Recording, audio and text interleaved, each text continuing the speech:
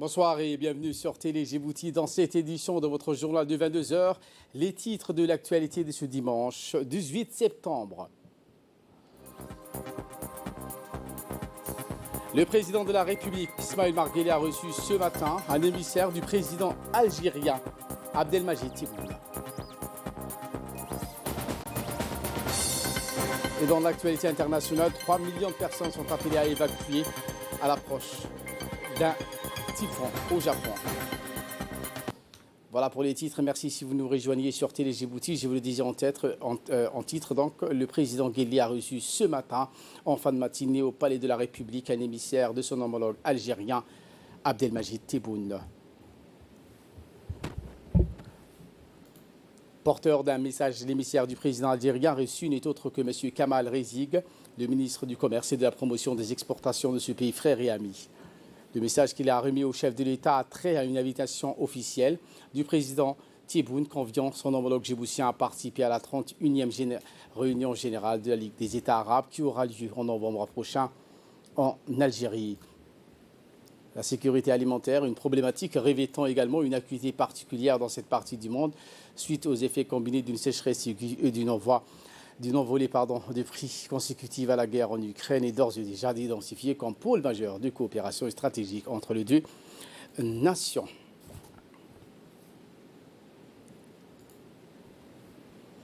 Cette audience a vu également la participation du ministre du Commerce et le chef de la diplomatie djiboutienne, Mohamed Ali Youssouf. Et dans un mot prononcé à l'occasion, le ministre algérien s'est exprimé au micro de la presse djiboutienne. Il a indiqué que la rencontre avec le président Guelleh a servi de cadre à l'évocation des voies et moyens permettant d'accroître le niveau d'échanges et de coopération entre les deux pays et les deux peuples frères. Notamment, a-t-il indiqué, le bien fondé lié à la mise en place d'une commission mixte paritaire entre les deux pays qui aurait pour mission de définir des projets d'intérêt économique partagés pour les deux nations. Et pour sa part, le ministre du Commerce djiboutien, Mohamed Ouassama Dirie, s'est exprimé en ces termes. Le ministre du Commerce algérien, porteur d'une invitation officielle de la part du président algérien adressée à notre président pour participer de la 31e session du Conseil de la Ligue arabe. Nous avons soulevé d'autres questions d'ordre bilatéral, économique et commercial. Avec mon collègue, nous avons décidé de mettre en place un comité d'affaires pour mettre en contact les deux secteurs privés pour développer la relation commerciale entre les deux pays.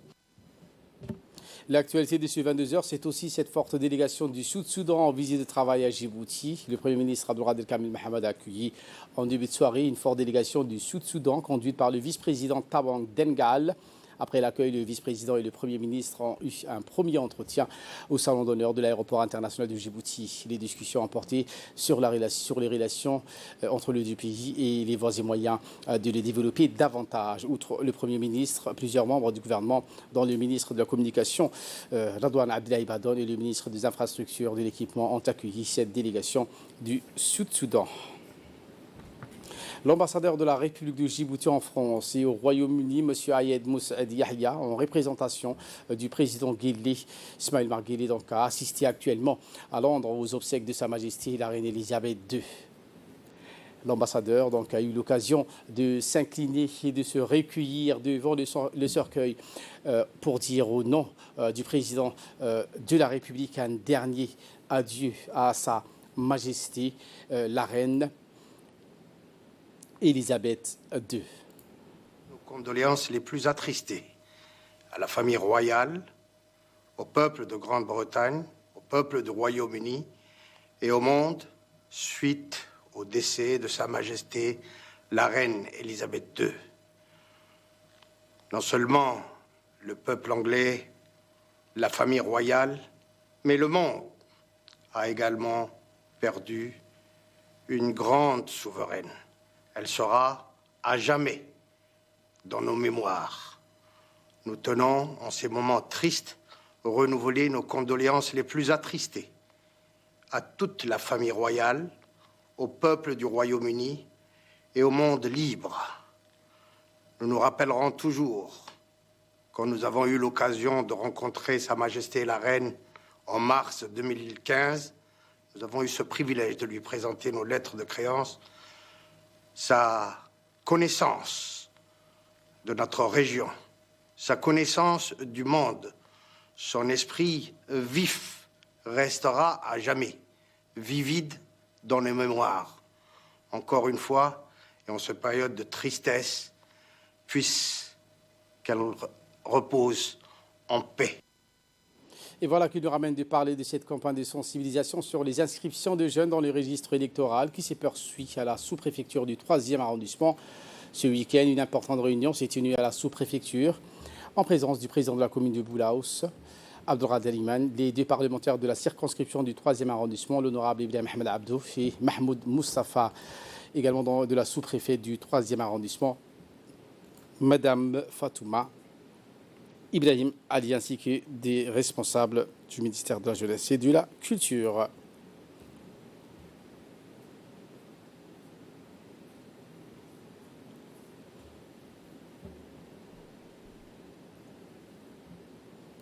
abo intiin xagga joogto dhanbaba.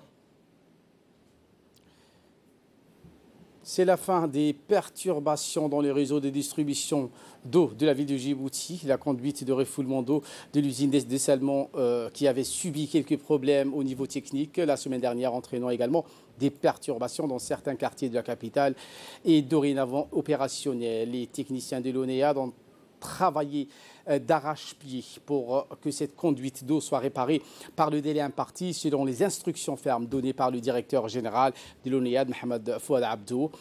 Un défi qui a réussi pour un retour à la normale, c'est ce qu'a annoncé donc le directeur technique de l'ONEA. Dans ce sens, a-t-il indiqué, la direction de l'ONEA tient à s'excuser auprès de sa clientèle pour les désagréments causés. L'actualité dans les régions de l'intérieur, notamment la ville blanche, Tajoura, avec cette mission régionale de présentation du projet participation de la société civile, de la gouvernance et au développement local. Une séance d'échange d'informations sur le projet participation de la société civile à la gouvernance et au développement local s'est donc déroulée au Conseil régional. La rencontre a été présidée par le président du Conseil régional et du préfet de la région. L'objectif général de cette mission est d'échanger avec les membres du comité de coordination du développement régional. C'est ce qu'a donc prononcé le président du conseil régional.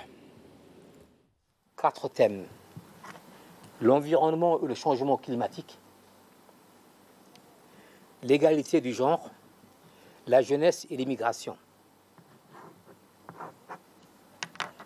Ça, ce sont des thèmes déjà choisis et mis en œuvre parce que je vois un peu partout ces thèmes quand je pars à l'étranger pour des missions. C'est des thèmes pour des pays avancés. Pourquoi je dis pays avancés? Parce que quand on manque de l'eau, quand on manque de l'agriculture, de l'alimentation, quand on manque de l'éducation, dire à nos populations qu'on va s'occuper de l'environnement, eux, ils ne comprennent pas beaucoup. Et nous, on a nos priorités à nous, qui sont définies, et qui est plutôt des priorités de base essentielles, de survie pour la population. Nous allons en même temps voir avec l'IMF, c'est défini ça par l'Union européenne, tout en restant dans l'égalité, nous allons voir comment naviguer à l'intérieur pour résoudre les problèmes de nos populations. Je vais finir par remercier l'équipe ici présente. Alice Abier avec la distribution de la première tranche des cotisations de parrainage des orphelins de la ville de Aska. Au total, 75 orphelins sont parrainés par Diwana Zakat avec des soutiens de partenariat au niveau national, accompagnés de leurs tuteurs ou parents. Ils ont reçu donc cette première tranche de leur parrainage. Et en nouvelle du monde, cette fois, je vous le disais en titre, avec ces 3 millions de personnes appelées à évacuer donc à l'approche d'un typhon. Le Japon se prépare aujourd'hui au passage du typhon Nanmadol, le phénomène météorologique qui est jugé très dangereux par les autorités La tempête devrait donc toucher terre au sud de l'archipel, puis se déplacer vers le nord dès demain avant de se diriger vers l'île principale du Japon.